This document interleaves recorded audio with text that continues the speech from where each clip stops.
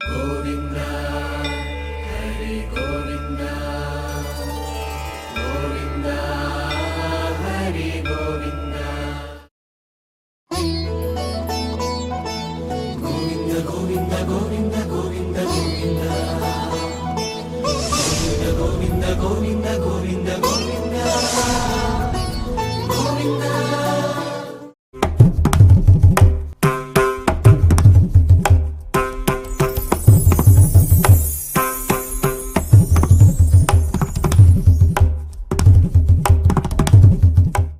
ఓం నమో వెంకటేశాయ.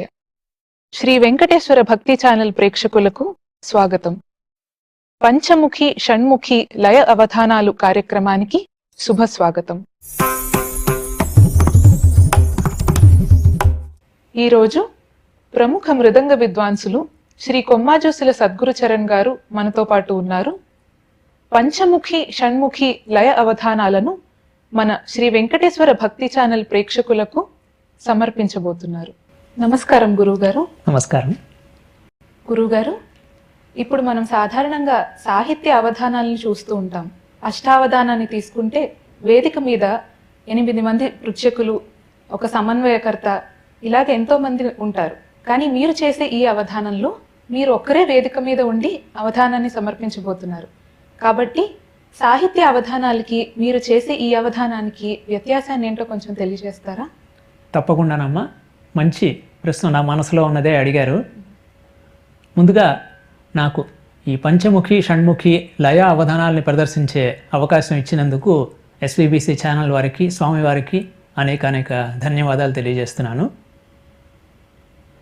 ఈ సాహిత్యావధానాల్లో మనకి ఇందాకలా నువ్వు చెప్పినట్టుగా 8 మంది పృచ్ఛకులు రకరకాల అంశాలని ప్రశ్నిస్తారు. సమన్వయకర్త, అవధాని. ఇక్కడ లయ అవధానాల్లో ఏంటంటే ఒక కాలు, రెండో కాలు, 2 చేతులు, ఒక భుజం, రెండవ భుజం, గాత్రం, ఇవన్నీ నన్నే ప్రశ్నిస్తూ ఉంటాయి. ఈ గతి చూపించు, ఈ గతి చూపించు ఉంటాయి. అంటే పృచ్ఛకులు, సమన్వయకర్త, అవధాని అన్నీ నాలోనే ఉంటారు. ఇది లయ అవధానం తాలూకా విశిష్టత, ఒక గొప్ప విశేషం కూడా. అంటే మీరు ఇది ప్రదర్శించడానికి వేరే వాయిద్యాలు లేదా వేరే వ్యక్తులు ఉండడం అవసరం లేదన్నమాట. అవసరం లేదు. ఈ లయ అవధానాల్లో ఇందాక చెప్పినట్టుగా పృచ్ఛకులు, సమన్వయకర్త, అవధాని అన్నీ నాలోనే ఉంటాయి. కాబట్టి వేరే ఒక వాద్యం కానీ ఇంకొక వ్యక్తి కానీ ఈ అవధానానికి అవసరం లేదు. అంటే 2 కాళ్ళతో, 2 చేతులతో, తర్వాత 2 భుజాలతో వివిధ రకాలైన గతులను, అంటే కర్ణాటక సంగీత లయలో మనకి చతురస్రం, త్రిస్రం, ఖండం, మిశ్రం, సంకీర్ణం, ఇలా వేరువేరు గతులున్నాయి. వీటన్నిటినీ ఏకకాలంలో చూపిస్తూ ఏదైనా ఒక పాటని పాడుతూ మొత్తం అన్నీ నేనే అయ్యి ఈ అవధానాన్ని చూపిస్తానన్నమాట. ఈ పంచముఖి షణ్ముఖి తాళ అవధానాల్ని మన ప్రేక్షకులకి పరిచయం చేయడానికి, వీటి యొక్క వివిధ రకాలైన అంశాలను చర్చించడానికి, ఇంకా దీని పుట్టుపూర్వోత్తరాలు, చరిత్ర, అంటే మొట్టమొదటిగా దీన్ని ఈ ప్రపంచానికి పరిచయం చేసిన బహుముఖ ప్రజ్ఞాశాలి పుంభావ సరస్వతి పంచముఖి పరమేశ్వర బిరుదాంకితులు అజ్జాడ ఆదిభట్ల నారాయణదాస్ గారి గురించి అనేక విషయాలను తెలుసుకోవడానికి మనతో పాటు ప్రఖ్యాత మృదంగ విద్వాంసులు పత్రి సతీష్ కుమార్ గారు మనతో పాటు ఈ కార్యక్రమంలో పాల్గొంటున్నారు. మీరు చెప్తున్న వివరాలు వింటూ ఉంటే ఇంకెప్పుడు ఈ కార్యక్రమాన్ని వీక్షిస్తామా అని మాకెంతో ఆతృతగా ఉంది. ఇంకెందుకు ఆలస్యం, ఈ కార్యక్రమాన్ని ప్రారంభిద్దామా? శృతిర్మాత లయఃపితః. భారతీయ సంగీతంలో శృతికి, లయకి ఆ రకమైన తల్లిదండ్రి స్థానాలు కల్పించారు మన పెద్దవాళ్ళు. లయ తండ్రి స్థానమే కాదు, ఒక గురుస్థానంగా కూడా గుర్తించారు. లయ, అవధానం, ఈ అంశంలో భాగంగా ఈరోజు ప్రముఖ మార్దింగక విద్వాంసులు శ్రీ కొమ్మాజోసుల సద్గురు చరణ్ గారితో చర్చా కార్యక్రమం. నమస్కారం అండి సద్గురు చరణ్ గారు. సంగీత కుటుంబంలో పుట్టిన మీరు విశాఖపట్నం జిల్లా వాస్తవ్యులు. తల్లిగారు వైణిక విద్వాంసులు అయినా మీకు మృదంగం పట్ల ఆసక్తి ఎలా కలిగింది? మీ పరిచయం కొంచెం చెప్తారా? మా అమ్మగారు శ్రీమతి కొమ్మాజోస్యుల ఉదయలక్ష్మి గారు చాలా గొప్ప వైణికురాలు. ఆకాశవాణిలో బిహై గ్రేడ్ ఆర్టిస్ట్గా వాయిస్తున్నారు. చిన్నప్పటి నుంచి సంగీతం, వీణ, ఇంట్లో సంగీత పాఠాలు వీటి మధ్య పెరిగాను. మా అమ్మగారు గురువు గారైన శ్రీ ఇవటూరి విజయేశ్వరరావు గారి దగ్గరికి చిన్నతనంలో నన్ను కూడా తీసుకెళ్ళి గాత్రం నేర్పించమని అడిగారు. ఆయన తప్పకుండా చెప్తానని నాకు 5 సంవత్సరాల వయసులో గాత్రం నేర్చుకోవడం మొదలుపెట్టాను. ఎక్కువగా తాళం వీటికి సంబంధించిన అంశాల మీద నేను ఎక్కువ ఆసక్తి కనబరచడం వారు గమనించారు. వారి ఇంట్లో నెల నెల కచేరీలు జరిగేవి, ఛాంబర్ మ్యూజిక్ కన్సర్ట్స్ ప్రతి నెల మొదటి ఆదివారం. అప్పుడు ఒక జూనియర్ కన్సర్ట్, ఒక సీనియర్ కన్సర్ట్. మాకు కచేరీ అనుభవం చాలా వాటి వల్లే వచ్చింది. ఆ కచేరీలు జరుగుతున్నప్పుడు మృదంగం వైపు కూర్చునేవాంట నేను ఎక్కువ. ఎంతసేపు మృదంగం వాళ్ళ చెయ్యి చూడడం, తాళం వేయడం, ఇటువైపే నా ధ్యాస ఉండేది. ఇది చూసి ఆయనకి మృదంగం మీద చాలా ఇంట్రెస్ట్ ఉంది, అందుకని వీటికి మృదంగం నేర్పించండి అని నా 8వ ఏట ప్రముఖ మృదంగ విద్వాంసులు శ్రీ నేమాని సోమయాజులు గారి దగ్గర నన్ను చేర్పించడం జరిగింది. కొన్ని ఇన్సిడెంట్స్ ఎలా ఉంటాయంటే, నాకు లయ మీద ఇంట్రెస్ట్ అని తెలియడానికి గీతాలు నేర్చుకునే రోజుల్లో మొదటి గీతం లంబోదర లకుమికర, అది రూపక తాళంలో ఉండే గీతం. అది లంబోదర లకుమికర.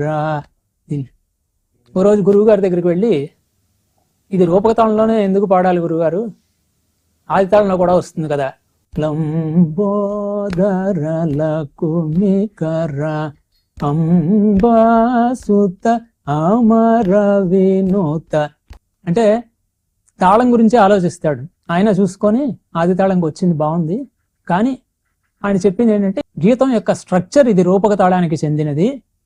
ఆది తాళం 2-4 లంబోదర లకుమికర, ఈ స్ట్రక్చర్ అవ్వడం వలన అది రూపక తాళంలో దాన్ని సెట్ చేశారు. మనకి సప్త తాళాల్లో అనేక తాళాలు, ఈక్వల్ నెంబర్ ఆఫ్ క్రియలు ఉన్నా కూడా రకరకాల స్ట్రక్చర్స్ వల్ల వాటిని వేరు వేరు తాళాల్లో వాటిని సెట్ చేశారు అని చెప్పారు. కానీ అప్పుడు ఇలాగ రకరకాల ఈ నా ఇంట్రెస్ట్ అది చూసి సోమయాజులు గారి దగ్గర నన్ను మృదంగానికి చేర్పించడం జరిగింది. అంటే సోమయాజులు గారు దగ్గర నేర్చుకోవడం అంటే మీరు ముళ్ళపూడి సాంప్రదాయానికి చెందినవారు కదండి. ఇప్పుడు ముళ్ళపూడి సాంప్రదాయం తూర్పు విజయనగరం, విశాఖపట్నంలో చాలా ప్రసిద్ధిగాంచిన సాంప్రదాయం. ఆ పరంపర గురించి కొంచెం చెప్తారా? ఈ ముళ్ళపూడి బాణి అనేది ముళ్ళపూడి లక్ష్మణరావు గారు చాలా ప్రసిద్ధ విద్వాంసులు. ఎంతో మంది ఈరోజు గొప్ప గురువులు, టాప్ గ్రేడ్ కళాకారులు అని చెప్పబడే ఎంతో మంది మృదంగ విద్వాంసులకి వారు గురువులు, పరమ గురువులు. ఆయన మొట్టమొదటిగా దక్షిణాదిలో మృదంగం నేర్చుకొని పళని వారి సాంప్రదాయంలో విజయనగరం వచ్చి స్థిరపడ్డారు. అది ఒక టిపికల్ అండ్ ఒక స్పెషాలిటీ ఆ స్కూల్లో. పళని వారి సాంప్రదాయం అని మీరు ప్రస్తావించారు. అంటే మన అందరికీ తెలిసిన సుప్రసిద్ధ విద్వాంసులు పళని సుబ్రహ్మణ్యం పిళ్ళై గారు. అంటే వారి సమకాలీనులా లేకపోతే వారి ముందు తరం వాళ్ళ ఎవరి దగ్గర నేర్చుకుని ఉంటారు? అంటే ఇక్కడ మా గురువు గారు వాళ్ళు చెప్పింది ఏంటంటే, పళని పెద్ద సుబ్బుడు అని పిలువబడే ఒక విద్వాంసుని దగ్గర ముళ్ళపూడి లక్ష్మణరావు గారు నేర్చుకున్నారు అని చెప్తారు. యాక్చువల్గా ఈ పెద్ద సుబ్బుడు అనే వ్యక్తి తాలూకా, ఈ విద్వాంసుని తాలూకా పూర్తి పేరు ఏంటన్నది చాలా మందిని అడిగాను కానీ తెలియలేదు. అందుకని ఆయన పళని సుబ్రహ్మణ్య పిళ్ళయ్య గారి కన్నా ముందు వారు అయి ఉంటారని నేను అనుకున్నా. ఎందుకంటే పళని సుబ్రహ్మణ్యం గారిని సుబ్బుడు అని అనడం పెద్దగా నాకు తెలియదు. పళని సుబ్బుడు అని పిలవడం ఉంది, పళని పెద్ద సుబ్బుడు అని, పెద్ద సుబ్బుడు అని. అందుకని వారి సాంప్రదాయంలో నేర్చుకొని విజయనగరం వచ్చి స్థిరపడ్డారు. ఈ సాంప్రదాయంలో ఉండే ఒక విశేషం ఏంటంటే మెలోడీ, నాదం, మెలోడీ, అకాంపనిమెంట్ లో ఉండే ఒక సాఫ్ట్నెస్, వీటితో పాటుగా లయ అనే అంశం మీద చాలా విస్తృతంగా పరిశోధన వారు చేశారు. చేసి అంటే ఒక ముక్తాయి లెక్క కట్టడంలో ఎన్ని అక్షరాల ముక్తాయి ఏ తాళంకి వస్తుంది, ఇన్ని అక్షరాల జాగాకి ముక్తాయి వాయించాలంటే ఒకప్పుడు అకాంపనిమెంట్లో ఎలా ఉండేదంటే తని సోలోగా వాయించినప్పుడు ఒక 2 అక్షరాల జాగా కీర్తన అంటే సమం నుంచి సమానికి వచ్చే ఒక ముక్తాయిని లెక్క కట్టుకొని సాధన చేసి 2 అక్షరాలు జాగా అంటే 2 అక్షరాలు వదిలేసి వాయిస్తే అదే కానీ మళ్ళీ 2 అక్షరాలకి జాగాకి రావడం. కానీ లక్ష్మణరావు గారు ఏంటంటే తన అపారమైన మేధస్సుతో సమం నుంచి వాయిస్తే 2 అక్షరాలకి, సమం నుంచి వాయిస్తే 4 అక్షరాలకి రావడం అనే ఒక కాన్సెప్ట్ని ఆయన మొట్టమొదటిగా ఆయన ప్రవేశపెట్టారు. లెక్కలు అలాగే గతిభేదం చేయడం, ఒక ముక్తాయిని చతురస్రం, త్రిస్రం, చతురస్ర పైకాలం వాయిస్తే సమం నుంచి జాగాకి రావడం. ఇది ఒక చాలా యునిక్ కాన్సెప్ట్. ఇది ఒక దాదాపు 70-80 ఏళ్ళు క్రితం రోజుల్లో ఇది ఒక రివల్యూషనరీ కాన్సెప్ట్ అన్నమాట. చాలా కాలం తర్వాత మన పడమటి వైపుకి అది వచ్చింది. అది అంటే ఆ రకమైన ఒక అనలిటికల్, లాజికల్, మ్యాథమెటికల్ థింకింగ్ అనేది ముళ్ళపూడి లక్ష్మణరావు గారి దగ్గర నుంచి వచ్చింది. అదే మా గురువుగారు, మొదటి గురువు గారు నేమాన్ సమయాదులు గారు కానీ, తర్వాత వంకాయల నరసింహం గారు కానీ, వారి సమకాలీకులైన వీరభద్రరావు గారు, వీళ్ళందరికి కానీ వచ్చింది. అది కొంత మాకు కూడా సంక్రమించింది. మన గురువు గారైన వంకాయ నరసింహం గారి దగ్గర. మీ 30 సంవత్సరాల ప్రస్థానంలో ఎన్నో వందల కచేరీలు వాయించి ఉంటారు. ఆకాశవాణిలో నిలయ విద్వాంసులుగా విజయవాడ ఆకాశవాణి కేంద్రంలో పనిచేస్తున్నారు. ఈ ప్రస్థానంలో ఈ అవధానం అనే ప్రక్రియ, ఈ ఆలోచన మీకు ఎలా వచ్చింది? ఇది ఒక కొన్ని సంవత్సరాల ప్రయాణంలో జరిగిన విషయం. ఇది ఒక్క రోజులోని, ఒక్క నెలలో, ఒక సంవత్సరంలో వచ్చిన ఇంట్రెస్ట్ కాదు. దీనికి చాలా నేపథ్యం ఉంది. ఒక రకంగా చాలా అంశాలు భగవంతుడి దయ వలన నాకు కలిసి వచ్చాయి ఈ అవధానానికి ప్రేరేపించడానికి. నా చిన్నతనం నుంచి ఇంట్లో సంగీత వాతావరణం, తర్వాత నేను యువటూరు విజయేశ్వరరావు గారి దగ్గర మేషారండం అలవాటు మాకు. ఆయన దగ్గర నేర్చుకునేటప్పుడు, ఈ ముళ్ళపూడి వారి బాణీకి చెందిన సోమయాజులు గారి దగ్గర నేర్చుకునేటప్పుడు, తర్వాత ఈ తూర్పు వైపు బాణీలలో ఏంటంటే లయ మీద చాలా ఇంట్రెస్ట్ కొంచెం ఎక్కువ. బుగత గోపన్న గారి తోదిమ శబ్దాలని, అవి లయ ప్రకారం చాలా క్లిష్టమైన గమనంతో వెళ్తాయి. అవి వాటిని తాళం వేసి అనడం చాలా కష్టమైంది. ద్వారం వెంకటస్వామి నాయుడు గారు కూడా వాటిని ప్రాక్టీస్ చేసేవారట. అంత గొప్ప వైలన్ విద్వాంసులు కూడా వాటిని శిష్యుల చేత సాధన చేయించడం. ఇటువంటి ఒక వాతావరణం అంటే చిన్నతనం నుంచి మెలోడీతో పాటుగా నేను చెప్పినట్టు ఏంటంటే లయ మీద కూడా ఈక్వల్ ఇంపార్టెన్స్. గాత్ర విద్వాంసులు కూడా లయ అవగతం అవ్వాలి, లయ స్వాధీనం అవ్వాలి అనే ఒక కాన్సెప్ట్ ఉన్న స్కూల్స్ అటువైపు ఉన్నవి. అంటే అలంకారాల దగ్గర నుంచి, అలంకారాలు పాడేటప్పుడే వాటిని త్రిశరగతిలో పాడడం, ఖండగతిలో పాడడం, త్రిశర పైకాలంలో పాడడం, ఇలాంటివన్నీ బాగా ప్రాక్టీస్ చేయించేవారు. అంటే న్యాచురల్గా నాకుండే లయ మీద ఉండే ఇన్స్టింక్ట్ వలన ఏంటంటే వాటిని చాలా ఇంట్రెస్టింగ్గా ప్రాక్టీస్ చేసేవాడిని. నా సీనియర్స్ చాలామంది గొప్ప విద్వాంసురాళ్ళు, శ్రీమతి మండా సుధారాణి గారు, ప్రొఫెసర్ సరస్వతి విద్యార్థి గారు, నేతి సరళ గారు, జయంతి రమ్మ గారు, తర్వాత మా జనరేషన్లో పంతుల రమ్మ గారు, వీళ్ళందరూ అక్కడ సాధన చేసేటప్పుడు ఏంటంటే ఈ ఎక్సర్సైజెస్, వాళ్ళు నాకన్నా సీనియర్స్ అవ్వడం వలన ఒక స్టెప్ హయ్యర్ ఎక్సర్సైజెస్ వాళ్ళు చేస్తూ ఉండేవారు. అంటే వర్ణాలని త్రిస్రం చేయడం, త్రిస్ర పైకాలం చేయడం, చతురస్ర పైకాలం, అలాగే ఖండగతిలో పాడడం, ఇవన్నీ చూసేటప్పటికి న్యాచురల్గా నాకు ఇంట్రెస్ట్ కలిగింది. అలాగే వారంత గాత్రం నాకు రాకపోయినా కూడా తాళానికి సంబంధించి ఆ ప్రక్రియను చేయడం, పాడడం సరిగా రాకపోయినా తాళం, ఖండనడలో తాళం వేసి వర్ణాలండం, ఇవన్నీ కూడా నేను సాధన చేయడం మొదలుపెట్టాను. అంటే అలాగా మెల్లిగా లయ మీద ఒక ఇంట్రెస్ట్ అనేది బాగా డెవలప్ అయింది. మిశ్ర చాపులో ఉండే వసంత స్వరపల్లవిని దాని పైకాలంలో పాడడం, అలాంటివన్నీ కొన్ని వినూత్నమైన ప్రక్రియలు. అలాగే శ్యామశాస్త్రి వారి భైరవి స్వరజితి, దాన్ని 2 కాలాలు పాడడం. కామాక్షి అంబ అనుదినము మరువకనే నీ పాదములది కరుచునమ్మితిని శ్రీ కంచికామాక్షి అంబ అంటే దాన్ని సునాయాసంగా పాడడం. అంటే లెక్క పెట్టుకొని కామా ఇలా ఒక టెన్షన్తో కాకుండా హాయిగా.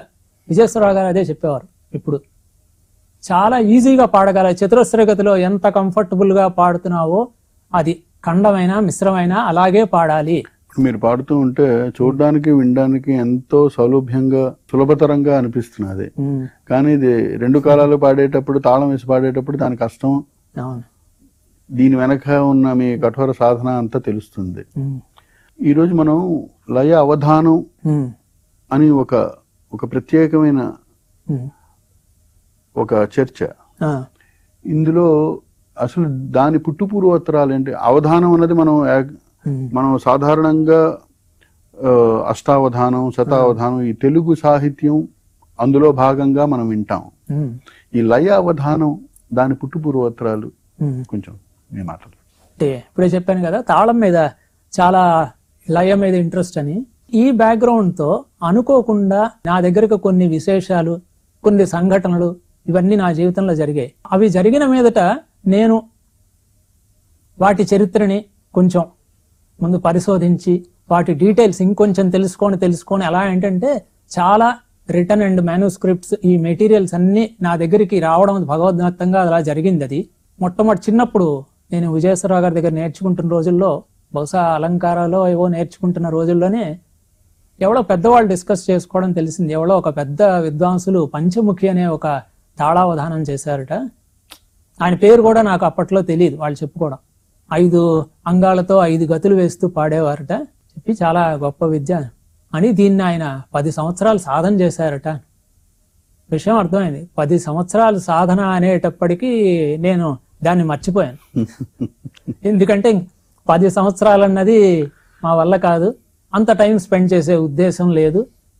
దాన్ని చూసి భయపడి వదిలేశాను.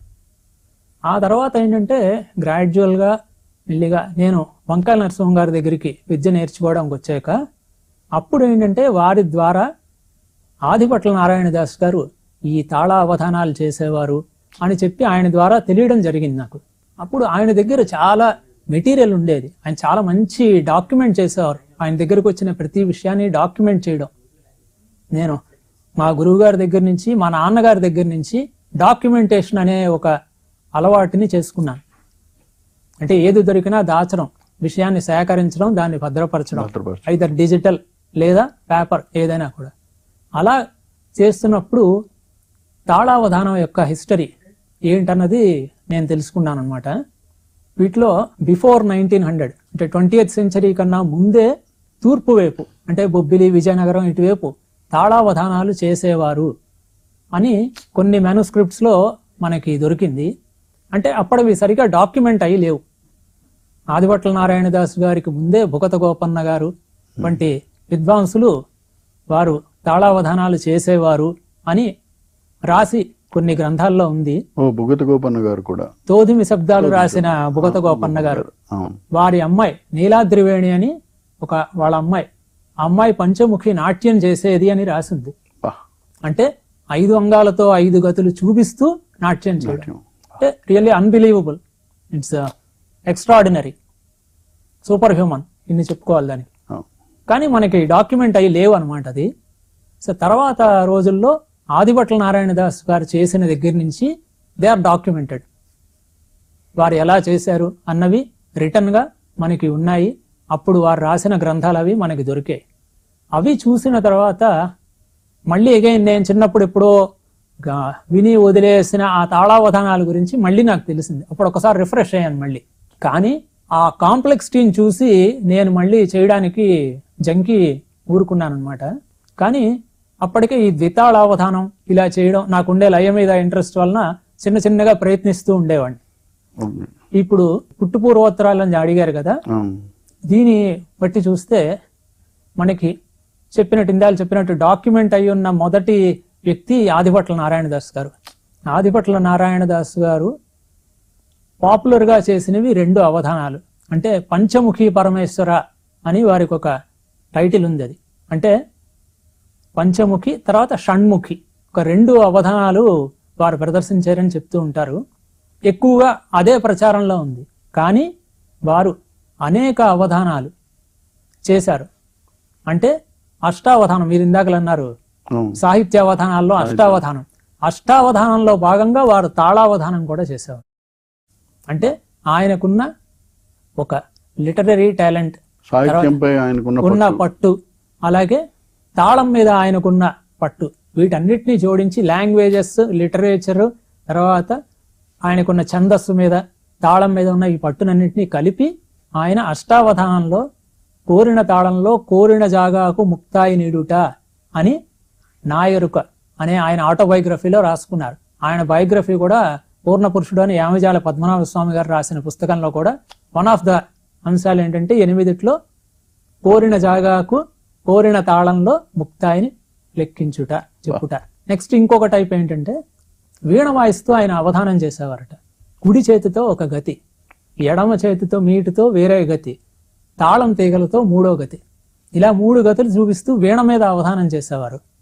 అలాగే హరికథ చెప్తూ పాట పాడుతూ ఈ కాలుతో ఒక గతి, ఈ కాలుతో ఒక గతితో ఆయన నృత్యం చేసేవారు. లేదా ఈ చేత్తో ఒక గతి చూపిస్తూ ఈ చేత్తో ఒక గతి చూపిస్తూ వారు పాట పాడేవారు. అప్పట్లో మృదంగిస్టులకి చాలా కష్టంగా ఉండేది దాన్ని అకాంపనీ చేయడం, ఏ తాళానికి వాయించాలని. మీరు ఒక మృదంగ విద్వాంసుడుగా ఒక బాణీ నుండి వచ్చి ఇంత క్లిష్టతరమైన ఈ అవధాన ప్రక్రియ చేయడంలో మీరు నేర్చుకున్న బాణీ ఈ ప్రక్రియకి చేయడంలో ఏదైనా ఉపయోగపడిందా? దాని గురించి చెప్పండి. ఖచ్చితంగా ఉపయోగపడింది. మీకు ఇందాకలా చెప్పినట్లుగా ముళ్ళపూడి వారి బాణి అది ఒక అనలిటికల్ థింకింగ్ అనేది మొట్టమొదట అలవాటు చేసింది అందరికీ. ఈ అనలిటికల్ థింకింగ్ వల్ల ఏంటంటే ఒక అవధానం చేసేటప్పుడు ఈ చేత్తో ఒక గతి, ఈ చేత్తో ఇంకొక గతి చూపిస్తారా? సింపుల్ కాంబినేషన్ చెప్పాలంటే త్రిస్రం చతురస్రం, తక్కిట్ట తక్కిట్ట తక్ తక్క ధిమ్మి తక్క ధిమ్మి తక్క ధిమ్మి. నేను త్రిస్రం వేస్తూ నోటితో చతురస్రం అంటున్నా. తక్క ధిమ్మి తక్క ధిమ్మి తక్క ధిమ్ తక్కిట్ట తక్కిట్ట తక్కిట్ట తక్కిట్ట తక్కిట్ట తక్కిట్ట తక్క ధిమ్మి తక్క ధిమ్మి తక్క ధిమ్. అంటే ఈ రెండిట్లో 2 గతులు వేస్తూ ఏ గతినైనా నేను నోటితో అంటున్నా. వీక్షించారు కదండి పంచముఖి షణ్ముఖి లయ అవధానాలు కార్యక్రమంలో మొదటి భాగాన్ని. తరువాత భాగంతో మళ్ళీ మీ ముందుకొస్తాం. ఓం నమో వెంకటేశాయ.